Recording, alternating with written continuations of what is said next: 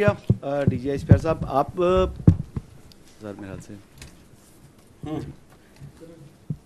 अच्छा सर, ये कुछ दिन पहले की बात है कि जो चीफ मिनिस्टर खैबर पख्तूनख्वा उन्होंने एक इल्ज़ाम आयद किया और वो भी ऐसी बात की कि जो कि यानी जहन तस्लीम नहीं करता था कि सिक्योरिटी फोर्सेस के हमारे जवान अपनी जानें कुर्बान कर रहे हैं मुल्क के लिए।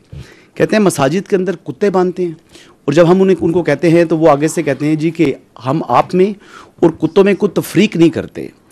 और इसके ऊपर ना उन्होंने माजरत की और ना आपकी जानिब से कोई इस मुतल्लिक जो है कोई रद्द-ए-अमल आया कि इतना यानी गलीज़ किस्म का इल्ज़ाम लगाना विदाउट एनी एविडेंस कि वो कौन सी मसाजिद हैं, वो कौन सा इलाका है, कब का ये वाक़या है, कितने वाक़यात हैं।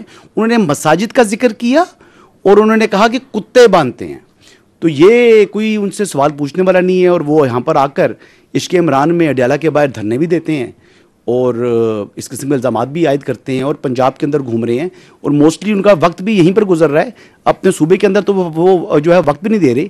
जिस दिन कैड कॉलेज वाना का ऑपरेशन हो रहा था उस दिन वो मीडिया लीग के जो है इफ्तिताह कर रहे थे, क्रिकेट खेल रहे थे। ये संजीदगी का उनका लेवल है। इल्ज़ाम आपके ऊपर बड़े वो संगीन किस्म के लगा रही हैं और मोस्टली वो आपको टारगेट करते हैं जो आपने प्रेस कॉन्फ्रेंस की थी पेशावर के अंदर। Thank you. देखिए बात ये, मैं आपसे यही तो अर्ज़ कर रहा हूँ कि ये जो पूरा बयानिया, मैंने कहा they have a comical obsession with army. सुबह उठते हैं शाम तक वो जो अंदर बैठा हुआ है ज़हनी मरीज से लेके बाकी जितने हैं वो फौज के बारे में बात करते हैं। They will not talk about the real issues because that is their whole politics. और उनको इस चीज में कोई परेशानी नहीं है कि सच बोल रहे हैं झूठ बोल रहे हैं। That's not important to them. आपके सामने मैंने कितनी मिसालें दे दी। उनके कागजों में तो vice chief of army staff लग चुका था, अभी पूछे ना क्यों नहीं लगा। उनके ख्याल में तो एक एनएसए भी लग चुका था, उनके ख्याल में तो सीडीएफ की अपॉइंटमेंट लेटर भी नहीं होना था। वो तो बड़े वसूख से बताते थे ना। तो उनको तो एक मेंटल, एक वो कहते हैं ना, एक इकोसिस्टम में रखा जा रहा है जहां पे उनकी पूरी सियासत जो सी है वो फौज के इर्द गिर्द घूमती है।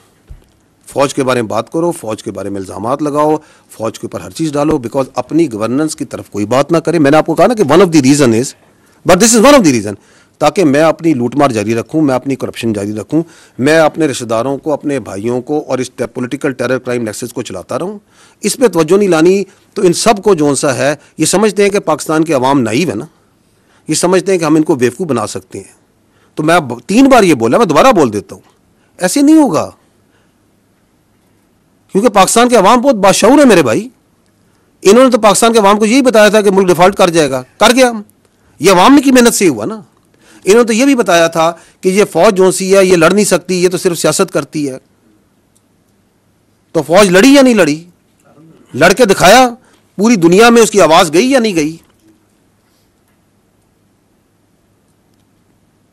तो बाकी ये जो कहते हैं इनके लिए मैं यही कहूँगा कि बार्किंग, जो कुत्ता भौंक रहा होता है ना, उसके बारे में जो है ना ज़्यादा परेशान होने की ज़रूरत नहीं होती। ठीक है।